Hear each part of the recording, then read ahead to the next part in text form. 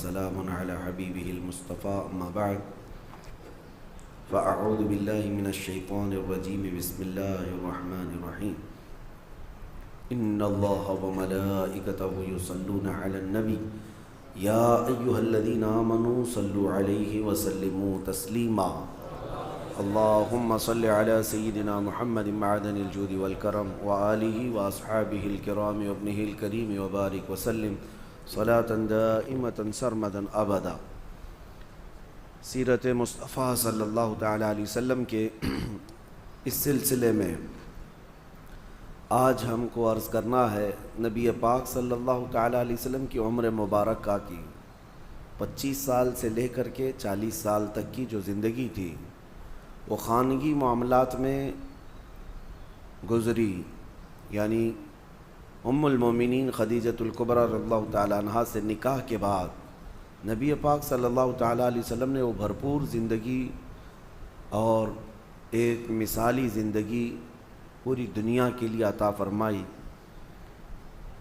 40 سال کی عمر پاک جب ہوئی آپ کی تو آپ تنہائی پسند کرنے لگ گئے، بھیڑ بھاڑ سے اپنے آپ کو دور کر لیا اور گوشہ تنہائی میں جا کر کے زیادہ سے زیادہ عبادت کرنے کی خواہش ہونے لگی، اور اس غرض سے نبی پاک صلی اللہ علیہ وسلم مکہ سے تقریباً 4.5 کلومیٹر دور اس وقت خانہ کعبہ سے غار ہیرا میں جا کر کے عبادت کرتے تھے۔ ہیرا یہ جبل نور ایک پہاڑی ہے، اس پہاڑی کے اوپر ایک غار ہے، یہ تقریباً 3000 فٹ اونچا ہے۔ سب سے اوپر کی چوٹی پر جا کر نبی پاک صلی اللہ علیہ وسلم تنہائی اختیار کرتے تھے۔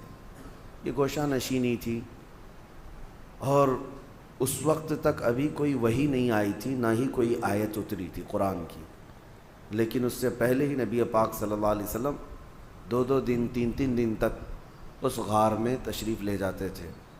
اس وقت حضرت خدیجۃ الکبریٰ رضی اللہ تعالیٰ عنہا مکمل ساتھ رہیں، یہاں تک کہ آپ کے کھانے کا انتظام وہ خود کرتیں، گھر سے کھانا لے کر کے وہ خود جاتیں اور پہاڑ پر کھانا دے کر کے پھر واپس آتیں۔ آج ایک بار چڑھ جائے کوئی اس پہاڑ پر تو 8 دن تک پٹھے درد کرتے ہیں، اور حضرت خدیجۃ الکبریٰ رضی اللہ تعالیٰ عنہ دن میں 2 مرتبہ حضور پاک صلی اللہ علیہ وسلم کے پاس، کبھی 3 مرتبہ جاتی تھیں اور آتی تھیں خدمت مصطفیٰ میں۔ پھر یہ دن گزرتے رہے تو وہی ایک دن جب آپ کی عمر مبارک کا 40واں سال تھا، جبرائیل امین علیہ السلام آئے غار میں، اور وحی کے اترنے کے معاملات وہاں سے شروع ہوئے۔ جیسے کہ میں نے تفسیر کے پہلے دن بھی عرض کیا تھا کہ قرآن کی سب سے پہلی آیت کیسے نازل ہوئی۔ جبرائیل امین علیہ السلام آئے غار میں اور حضور اکرم صلی اللہ علیہ وسلم سے کہا اقرا، پڑھو۔ حضور نے فرمایا میں نہیں پڑھنے والا۔ پھر جبرائیل امین نے سینے سے سینہ لگا کر بہت تیزی سے بھیج دیا اور اس کے بعد پھر چھوڑ دیا، پھر کہا۔ 3 مرتبہ جبرائیل امین نے اس طرح سے کیا، سینے سے سینہ لگا کر کے معانقہ کرتے تھے، اور 4تھی مرتبہ میں جبرائیل امین نے کہا اقرأ بسم ربک الذی خلق، پڑھو اس رب کے نام سے جس نے پیدا کیا۔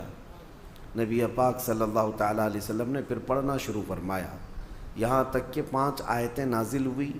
یہ آیتیں لے کر کے نبی پاک صلی اللہ علیہ وسلم اترے، اور سب سے پہلے جو خبر دی گئی وحی کے اترنے کی وہ ام المومنین خدیجۃ الکبریٰ، حضرت خدیجۃ الکبریٰ حضور صلی اللہ علیہ وسلم کو لے کر کے ورقہ بن نوفل، اس زمانے میں عیسائیوں کے ایک بہت بڑے عالم کا نام ہے ورقہ بن نوفل، یہ ایک عبادت گزار شخص تھے، ان کے پاس حضرت خدیجہ لے کر کے گئیں۔ وہ ان کے خاندانی بزرگ بھی تھے کہ معاملات پوچھنے کے لیے کہ یہ کیا معاملات ہیں۔ ورقہ بن نوفل کے پاس جانے کے بعد انہوں نے پوچھا نبی پاک صلی اللہ علیہ وسلم سے کہ کیا معاملہ ہوا آپ کے ساتھ۔ حضور نے پورا واقعہ بتایا غار ہیرا میں کیا کیا پیش آیا۔ تو ورقہ بن نوفل نے کہا محمد صلی اللہ علیہ وسلم مبارک ہو، آپ کے پاس جو فرشتہ آیا وہ عام فرشتہ نہیں بلکہ وہ پچھلے نبیوں کے پاس اللہ کا پیغام لے کر آتا تھا، اور اگر وہ فرشتہ آپ کے سامنے آیا ہے تو اللہ نے آپ کو نبوت کے لیے چنا ہے، آپ اس کے رسول ہیں، آپ اس کے نبی ہیں۔ اور ورقہ بن نوفل ایمان لائے ہوئے لوگوں میں سے نہیں ہیں، لیکن خواہش یہ کی کاش میں اس زمانے میں جب آپ کی اعلان نبوت ہوگا اور میں تندرست ہوتا تو میں مکمل آپ کی خدمت میں حاضر رہتا، اس لیے کہ عنقریب وہ دن آئیں گے جب آپ کو آپ کے خاندان والے اور آپ کے شہر والے اتنا سخت ظلم کریں گے کہ آپ کو اپنا وطن چھوڑنا ہوگا۔ یہ پہلے ہی کہہ دیا گیا تھا۔ تو نبی پاک صلی اللہ تعالیٰ علیہ وسلم وہاں سے آئے۔ اب وحی کے اترنے کے سلسلے کو تھوڑے دنوں تک کے لیے اللہ نے موقوف رکھا، وحی نہیں آئی دوسری، لیکن رسول پاک صلی اللہ علیہ وسلم کو مکمل اس بات کی تمنا رہتی۔ اس وحی کے انتظار میں حضور صلی اللہ علیہ وسلم سرگرداں رہتے، کیونکہ ایک بار جو پیغام محبت آیا ہے اس پیغام محبت کو دوبارہ سننے کا شوق۔ پھر ایک بار مکہ کے بازار سے گزر رہے تھے، کسی نے پکارا محمد محمد، نبی پاک صلی اللہ علیہ وسلم کا نام۔ حضور نے پلٹ کر کے اس آواز کی طرف دیکھا تو آسمان اور زمین کے بیچ میں وہی فرشتہ یعنی جبرائیل امین، وہ اتنی بڑی شکل میں کرسی پر براجمان ہے۔ نبی پاک صلی اللہ علیہ وسلم نے پہلی مرتبہ یہ منظر دیکھا جبرائیل کو اس حالت میں، تو اس کے بعد آسمان اور زمین پورا اس فرشتے سے بھر گیا ہے، جبرائیل امین سے۔ پھر نبی پاک صلی اللہ تعالیٰ علیہ وسلم گھر تشریف لائے اور پھر اس وقت کہنے لگے زمیلونی زمیلونی، مجھے چادر اوڑھاؤ، سخت ٹھنڈی لگ رہی ہے۔ جسم کے اندر وحی کے اترنے کے جو آثار تھے، وہ پوری باڈی شیک ہوتی تھی۔ اس کے بعد آپ گھر میں لیٹے تھے، اسی حالت میں جبرائیل امین نے 19 آیتیں لے کر کے حضور اللہ تعالیٰ کی طرف سے پہنچایا۔ یا ایھا المدثر قم فانذر وربک فکبر، یہ آیتیں تھیں۔ اللہ تعالیٰ نے اپنے نبی کو مدثر کہہ کر پکارا، اے مدثر اٹھو، قم فانذر، لوگوں کو اللہ کا خوف دلاؤ، وربک فکبر، اور تمہارے رب کی تکبیر بلند کرو، اللہ اکبر کہو۔ پھر یہاں سے احکام شروع ہوئے۔ اب نبی پاک صلی اللہ تعالیٰ علیہ وسلم کو باضابطہ حکم ہوا کہ آپ اپنی قوم کے سامنے اعلان فرمائیں، اور اس سے پہلے اللہ تعالیٰ نے ایک حکم یہ فرمایا وَأَنذِرْ عَشِيرَتَكَ الْأَقْرَبِينَ، آپ پہلے اپنے رشتہ داروں کو اللہ کا خوف دلاؤ۔ سب سے پہلے جو شروعات ہوئی وہ یہاں سے۔ حضور اکرم صلی اللہ تعالیٰ علیہ وسلم نے سب سے پہلے اپنے گھر والوں میں اپنے سارے چچاؤں کو، اپنی پھوپھیوں کو، اپنے رشتہ داروں کو جمع کیا، اور جمع کر کے ان کے سامنے دعوت اسلام پیش کی۔ سب سے پہلا مرحلہ یہی تھا دعوت کا، اپنے گھر سے شروع کیا، اور ان کے سامنے اس دعوت کو رکھا۔ ان میں اکثر لوگوں نے انکار کر دیا، اکثر لوگوں نے انکار کر دیا، وہ اپنے پرانے ڈھنگ پر ہی قائم رہے، کسی نے التفات نہیں کیا، توجہ نہیں کی۔ پھر یہاں تک کہ نبی پاک صلی اللہ علیہ وسلم کی جو امیج تھی پورے مکہ میں وہ ایسی تھی کہ حضور کی بات پر لوگ آنکھ بند کر یقین کرتے تھے، بڑی بڑی امانتیں رکھتے تھے۔ تو ایک دن حضور صلی اللہ علیہ وسلم نے جبل ابو قبیس، وہاں پر مکہ میں ایک پہاڑی ہے یا اس کے قریب ایک پہاڑی، اس پہاڑی کے پاس سارے مکہ والوں کو بلایا کہ سب کے سب آ جاؤ، اور حضور کی آواز پر پورا مکہ جمع ہو گیا۔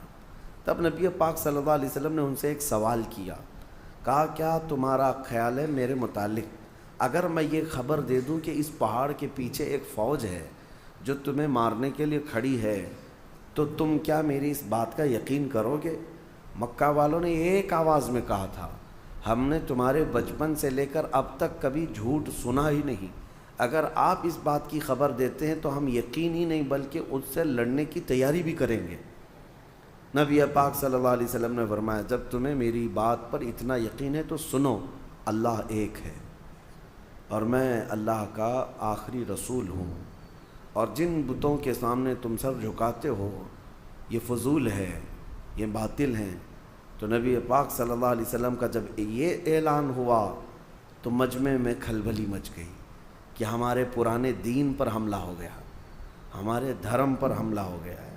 اور پھر اسی مجمع میں سے ایک شخص کھڑا ہوا اور اس نے سخت جملوں میں بات کہا، تبن لک یا محمد الہذا جمعتا، نعوذ باللہ، اس نے کہا برا ہو اے محمد تمہارے ہاتھ ٹوٹ جائیں، کیا تم نے اس کام کے لیے ہمیں یہاں جمع کیا تھا؟ یہ بولنے والا حضور صلی اللہ علیہ وسلم کا سگا چچا ابو لہب تھا۔ حضور پاک صلی اللہ علیہ وسلم کو زندگی میں سب سے پہلا برا جملہ کہنے والا یہی شخص تھا، کیونکہ اتنے سالوں میں کبھی کسی نے انگلی بھی نہیں اٹھائی، کبھی نہ اخلاق پر بات کی، نہ کسی نے سخت لہجے میں آپ سے بات کی۔ اخلاق کریمانہ وہ اعلیٰ معیار کے تھے۔ پہلی مرتبہ اس طرح کا کڑوا جملہ اور طعن و تشنیع کے ساتھ گالی بھرا ہوا نبی پاک صلی اللہ علیہ وسلم کے قلب اطہر پر یہ بات گراں گزری، بہت سخت ہوئی۔ لیکن اس مجمع سے حضور اکرم صلی اللہ تعالیٰ علیہ وسلم لوٹے تھے کہ ہاں تاریخ میں یہ ہے، اب جو لوگ ایمان لائے ان میں بچوں میں سب سے پہلے مولا علی کرم اللہ وجہہ الکریم، جب آپ کی عمر 9 سال کی تھی۔ بڑی عمر والوں میں سب سے پہلے ایمان لانے والے حضرت ابوبکر صدیق رضی اللہ عنہ، عورتوں میں سب سے پہلے ایمان لانے والی سیدہ خدیجۃ الکبریٰ رضی اللہ تعالیٰ عنہ، اور غلاموں میں سب سے پہلے ایمان لانے والے حضرت زید بن حارثہ رضی اللہ تعالیٰ عنہ، اور حضرت بلال حبشی رضی اللہ تعالیٰ عنہ کا بھی نام ہے۔ یہ لوگ سب سے پہلے ایمان لانے والوں میں ہیں، سب سے پہلے جو لوگ ایمان لائے۔ اب یہ وہ لوگ تھے، اس میں حضرت ابوبکر حضرت خدیجہ کو چھوڑیں تو باقی تو سب ان کے حالات ایسے نہیں تھے کہ وہ پورے مکہ والوں سے پنگا لے لیتے، مقابلہ کر سکتے۔ کمزور لوگوں سے دین شروع ہوا، اور جو لوگ شروع میں اسلام میں داخل ہوتے تھے وہ غریب صحابہ تھے، کمزور تھے، لیکن ایمان اتنا مضبوط تھا کہ ہر مصیبت کے لیے وہ ڈٹے رہتے تھے، ہر بڑی سی بڑی مصیبت کو فیس کرنے کو تیار تھے۔ اب یہاں سے تبلیغ اسلام کا سلسلہ شروع ہوا۔ شروع کے سالوں میں نبی پاک صلی اللہ علیہ وسلم نے پوشیدہ طریقے سے ہی دعوت اسلام دی، پوشیدہ طریقے سے، یعنی بالکل اوپنلی دعوت نہیں دی جاتی تھی، تنہا ایک ایک شخص کو کنونس کرنا۔ جیسے حضرت ابوبکر صدیق کی دعوت پر حضرت عثمان غنی ایمان لائے، حضرت ابوبکر صدیق کی دعوت پر حضرت زبیر، حضرت طلحہ، یہ لوگ بھی ایمان لائے۔ تو یہ جو ایک دوسرے سے ایمان کا سلسلہ چلتا رہا۔ باضابطہ طور پر تبلیغ کب ہوئی؟ حضور اکرم صلی اللہ تعالیٰ علیہ وسلم ایک بازار میں تشریف لے گئے، وہاں پر لوگوں کے درمیان خطاب کر رہے تھے کہ ابو جہل درمیان میں آیا، پوری دھول اڑایا حضور پاک صلی اللہ علیہ وسلم پر، اور نہایت سخت جملوں میں کہنے لگا کہ لوگوں اس شخص کی بات مت سنو کہ یہ اس کا ذہنی توازن خراب ہو گیا، نعوذ باللہ، بڑے بڑے برے الفاظ کہتا ہوا۔ اب یہاں سے تکلیفوں کا دور بھی شروع ہو گیا، آزمائش کا دور۔ ایک بات یاد رکھیں، کوئی بھی مشن لے کر کے کھڑا ہونا معمولی نہیں اس دنیا میں، اور وہ بھی نبی پاک صلی اللہ علیہ وسلم نے ایسے پتھر دلوں کے سامنے وہ عظیم دین کو پیش کیا تھا۔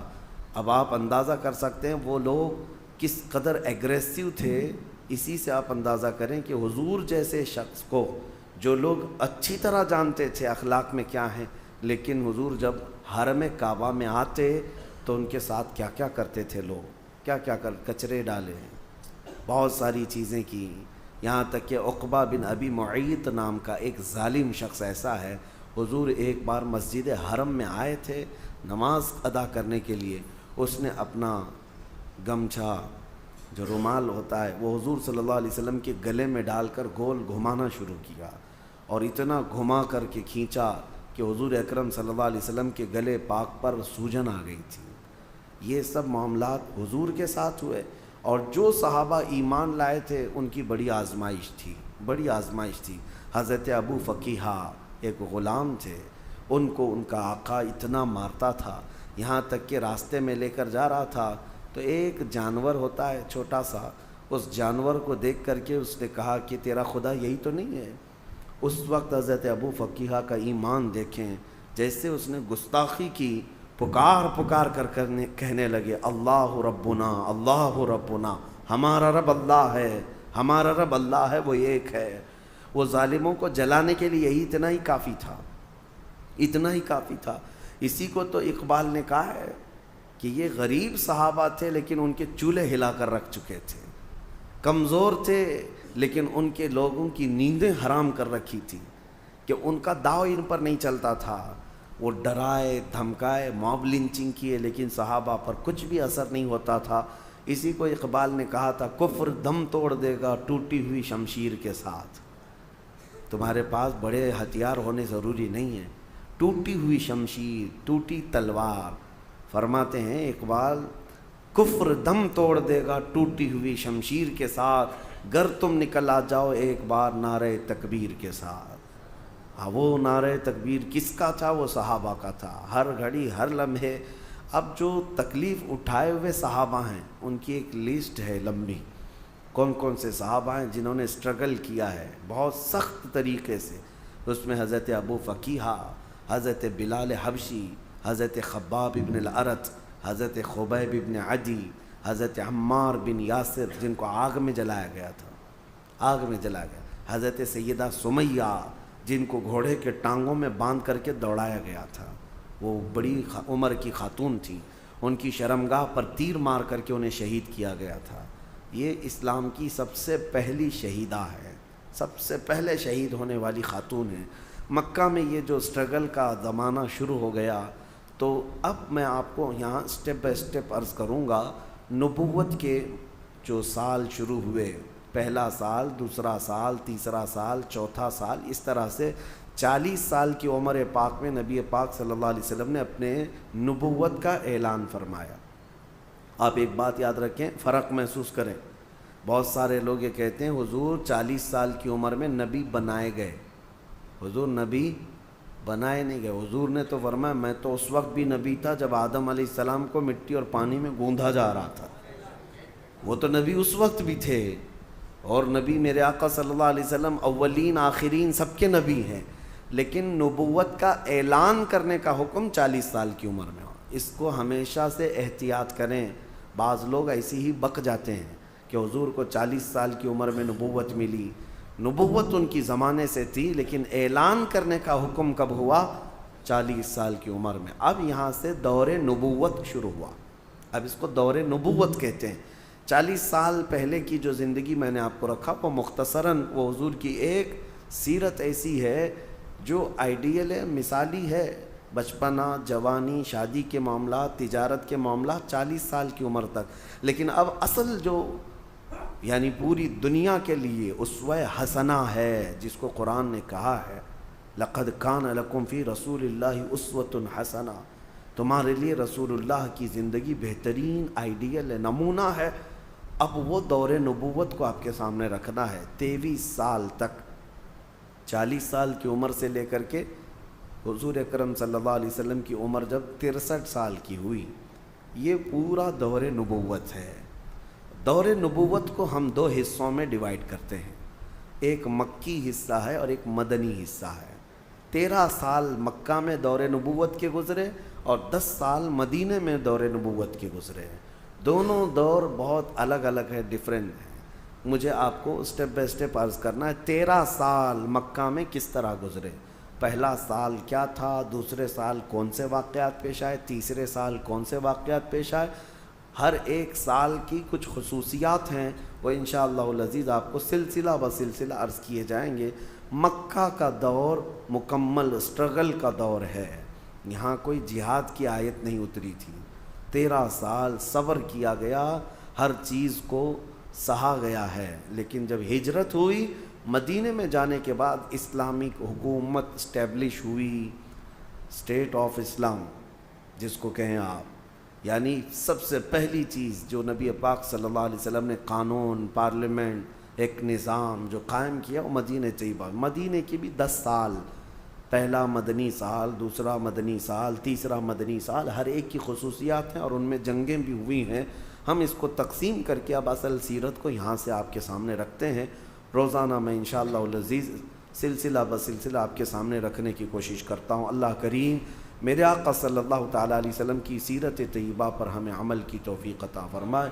مولا کریم نبی پاک صلی اللہ علیہ وسلم کا سچا عشق اور سچی محبت ہمارے سینوں میں عطا فرمائے۔ وآخر دعوانا ان الحمد للہ رب العالمین۔ صلاۃ والسلام کی کریں۔